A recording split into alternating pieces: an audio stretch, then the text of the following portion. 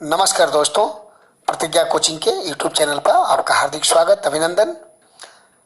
हम लोग Indian constitution पढ़ रहे हैं और इंडियन कॉन्स्टिट्यूशन में हम लोगों ने पहला पॉइंट लिया हुआ है भारत में संवैधानिक इतिहास। तो संवैधानिक इतिहास के क्रम में हम लोगों ने कल के लेसन प्लान में हम लोगों ने पढ़ा था 1873, 76 और 1892 के अधिनियमों के बारे में। आज हम लोग पढ़ेंगे भारत परिषद अधिनियम 1909, इंडियन काउंसिल एक्ट 1909। इसे मार्ले मिंटो रिफॉर्म भी कहते हैं। क्यों कहा जाता है कि जब ये कानून बना तो इस कानून बनाने में सबसे अहम रोल उस समय भारत सचिव लॉर्ड मार्ले का था, साथ में भारत के उस समय वायसराय लॉर्ड मिंटो का था। तो इन दोनों ने मिलके कुछ सुधारवादी कदम, अपने सोच से कुछ सुधारवादी कदम बनाए थे और इसलिए इस अधिनियम का नाम पड़ गया मार्ले मिंटो रिफॉर्म या सुधार। मार्ले मिंटो रिफॉर्म सुधार लाने की आवश्यकता इसलिए पड़ी कि 1892 में जो कानून बने थे वो हमें मतलब भारत के लोगों को बहुत संतुष्ट नहीं कर रहे थे और जो हमारी क्रांतिकारी गतिविधियां थी वो उग्र होती जा रही थी। राष्ट्रवाद की भावना बड़ी प्रबल होती जा रही थी। देश में जगह जगह अंग्रेजी शासन का विरोध काफी तीव्र गति से हो रहा था। कहीं कहीं हिंसक वारदातें भी हो रही थी। इन सबको लेते हुए मार्ले और मिंटो ने मिलके ये सुधार लाया और सुधार लाने के लिए उन्होंने एक अपना रिकमेंडेशन दिया था, जिसके आधार पर इंग्लैंड में एक अरुंडेल समिति बनी थी और उस अरुंडेल समिति के जो रिकमेंडेशन पर यह फरवरी 1909 में पास हुआ। थोड़ा मैं चाहूंगा कि आप इस स्लाइड में एक जगह ध्यान दीजिएगा, जहां हमने मार्के लिखा गलती से, वो मार्ले होना चाहिए था, वो टाइप करने में थोड़ी सी गलती हो गई है, क्षमा चाहूंगा। तो मार्के को मार्ले जरूर पढ़िएगा, मार्ले और मिंटो। तो मार्ले लॉर्ड जो मार्ले थे वो उस समय भारत सचिव थे और मिंटो भारत के वायसराय थे। अब इसके हम लोग प्रमुख प्रावधानों पे बात करेंगे कि इसमें इन्होंने क्या क्या प्रमुख प्रावधान डाला। तो पहला प्रावधान हम लोग ने जो महत्वपूर्ण था कि केंद्रीय विधान परिषद में जो आपने देखा था कि 92 में 6 से बढ़ा के न्यूनतम 10 और मैक्सिमम 16 किया गया था, उस 16 को बढ़ा के अब 60 कर दिया गया। क्यों? क्योंकि भारत के लोग अपना प्रतिनिधित्व चाहते थे कि हमें अधिक से अधिक सत्ता में और कानून बनाने में हिस्सेदारी मिले। इसलिए यह जो सदस्य संख्या जो अधिकतम 16 थी उसको बढ़ा के 60 कर दी गई। और 60 करने के बाद भी इसमें कुछ और अमेंडमेंट हुआ और इस तरह से ये 69 तक पहुंच गई, जिसमें 37 लोग शासकीय थे, मतलब प्रशासन के या ब्रिटिश सम्राट के द्वारा नियुक्त लोग थे, और 32 लोग ऐसे थे जो विभिन्न प्रांतों से चुन के आने थे और विधान परिषद में इस देश का प्रतिनिधित्व करने थे, जहां पे कि देश के लिए कानून बनता। तो एक तरह से देखेंगे कि भारत में विधान परिषद का आकार बढ़ता जा रहा है। जो आज की संसद है उस समय की विधान परिषद थी, उसके आकार में बढ़ोतरी हो रही है। लोगों के डिमांड के अनुसार, लोगों की मांग के अनुसार अंग्रेज सरकार बाध्य होकर संख्या बढ़ा रही है। अगले पॉइंट में इन्होंने चर्चा किया कि प्रांतीय परिषद की संख्या की भी वृद्धि कर दी जाए, क्योंकि जब केंद्रीय परिषद बढ़ेगी तो प्रांतीय परिषद भी बढ़ेगी। तो इस तरह से देखिए कि केंद्र में मतलब आज का समझिए लोकसभा की संख्या बढ़ रही है, तो राज्य में विधानसभा के सदस्यों की भी संख्या बढ़ाई जा रही है। इसके बाद मुसलमानों के लिए जो सबसे बड़ा काम उन्होंने किया कि पृथक मताधिकार तथा पृथक निर्वाचन क्षेत्र की व्यवस्था इसमें किया गया। इसीलिए कहा जाता है कि मार्ले मिंटो रिफॉर्म तो रिफॉर्म था, लेकिन रिफॉर्म में एक बहुत बड़ी बात डाली गई थी कि फूट डालो और राज्य करो। जहां भारत एक था, न हम लोग की जाति थी न धर्म थी, सभी धर्म मिलके एक साथ कार्य कर रहे थे।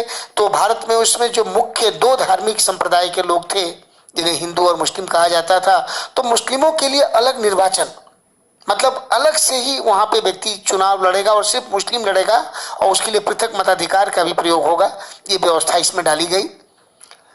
पृथक निर्वाचन मंडल के बारे में जो बात कही, उस पर लॉर्ड मिंटो ने, जो कि भारत के उसमें वायसराय थे, लॉर्ड मार्ले को एक चिट्ठी लिखी थी और उस चिट्ठी में एक बात लिखी थी कि हम नाग के दांत बो रहे हैं और फल भीषण होगा। मतलब कि इस देश में हम जो है कह सकते हो आज के डेट में कि विषैले सांपों को तैयार कर रहे हैं, जो आने वाले समय में समाज को, भारत को बांटेगा।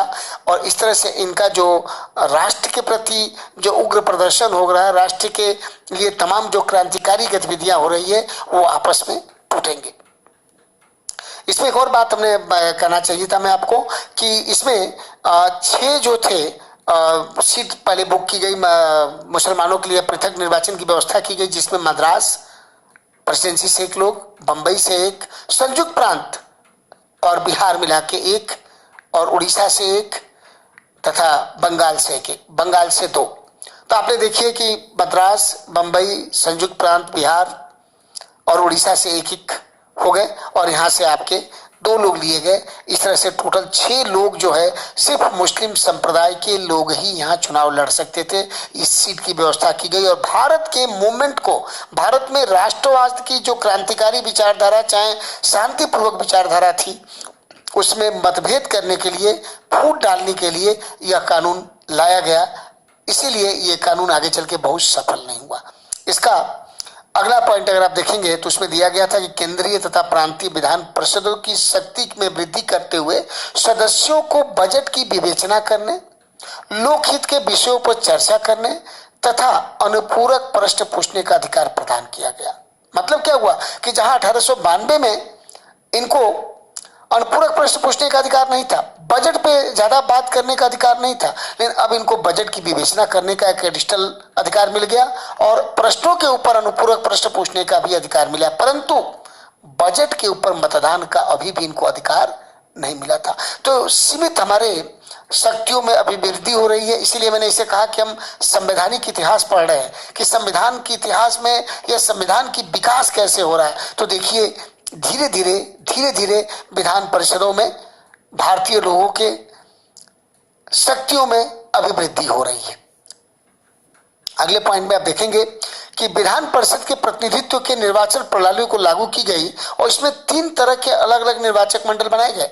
एक साधारण, मतलब जैसे हम लोग जनरल कैटेगरी कहते हैं, साधारण लोग लड़ेंगे। एक वर्ग विशेष, मतलब मुसलमानों के लिए जो 6 सीटें बुक गई उसके लिए, और कुछ सीटें विशेष रूप से रिजर्व करके रखी गई थी, वो विशेष लोग ही भाग लेंगे। इस तरह से आप देखेंगे कि 3 अलग अलग कैटेगरी में निर्वाचन की व्यवस्था की गई। ओके, सो नेक्स्ट पॉइंट हमारा आता है कि भारत परिषद तथा वायसराय की कार्यकारिणी में पहली बार भारतीय सदस्यों को सम्मिलित किया गया। मतलब जो भारतीयों का डिमांड था कि भारत के लिए जो कानून बने, भारत के लिए जो प्रशासनिक समिति बने, उसमें भारतीयों को रखा जाए। और आप जानते हैं कि भारत परिषद ही भारत के लिए कानून बनाने के लिए प्रथम पावदान की शक्ति वाली संस्था थी, जिसमें 15 सदस्य थे। तो उन 15 सदस्यों में 2 भारतीय सदस्यों को पहली बार शामिल किया गया, और ये 2 भारतीय सदस्य थे केसी गुप्ता और सैयद हुसैन बिलग्रामी। ध्यान दीजिएगा कि जीके में क्वेश्चन अक्सर आ जाता है कि भारत परिषद में सम्मिलित होने वाले पहले भारतीय कौन थे, तो पहले 2 भारतीय थे, केसी गुप्ता और सैयद हुसैन बिलग्रामी।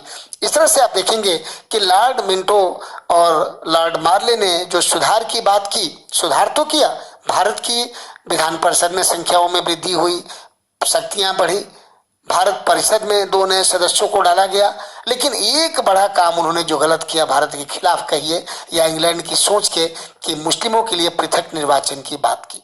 तो लॉर्ड मिंटो और लॉर्ड मार्लो का सुधार होते हुए भी एक जगह बहुत बड़ी गलती कर गया, जिसका दंड आगे आने वाले समय में पूरे भारत को भुगतना पड़ा। तो इस तरह से कह सकते हैं कि लॉर्ड मिंटो द्वारा स्थापित सुधार या 1909 का अधिनियम कुछ शक्तियों में वृद्धि कर गया, तो कहीं न कहीं हमें बंटवारे की बीज बो गया।